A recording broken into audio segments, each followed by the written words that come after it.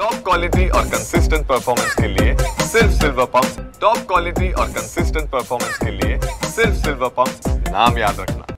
गेल्या 8 दिवसांपासून पाकिस्तान बॉर्डरला लागून असलेल्या पंजाब राज्यामधल्या 5 जिल्ह्यांमध्ये जो रेड अलर्ट होता त्यामुळे आता जनजीवन जे आहे ते हळूहळू आता पूर्वपदावरती यायला सुरुवात झालेली आहे। अमृतसर शहरामध्ये आपण पाहतोय की गेल्या 2 दिवसांपासून रस्त्यावरती नागरिकांची गर्दी जी आहे ती पाहायला मिळत नव्हती, मात्र सध्या आता नागरिक जे आहेत ते मोठ्या प्रमाणावरती घराबाहेर पडताना आपल्याला पाहायला मिळत आहेत। अमृतसर जिल्हा असेल, पठाणकोट, त्याचबरोबर गुरुदासपूर, फजिलकारी, तरन हे जे 5 जिल्हे आहेत, जे 5 जिल्हे पाकिस्तानच्या बॉर्डरला लागून आहेत। जवळपास 500 किलोमीटरची सीमा जी आहे ती पंजाब राज्याची पाकिस्तानला लागून आहे। त्यामुळे या सगळ्या भागामध्ये युद्धासारखी परिस्थिती निर्माण झाल्यावर तणावाची परिस्थिती निर्माण झालेली होती, कारण पाकिस्तानकडून या सगळ्या भागामध्ये ड्रोन हल्ले, त्याचबरोबर मिसाईलचा हल्ल्याचा प्रयत्न जो आहे तो करण्यात आलेला होता। त्यामुळे नागरिक घराबाहेर पडायला तयार नव्हते। मात्र आता अमृतसरमधल्या शाळा, विमानतळ जे आहे ते सुरू झालेलं आहे।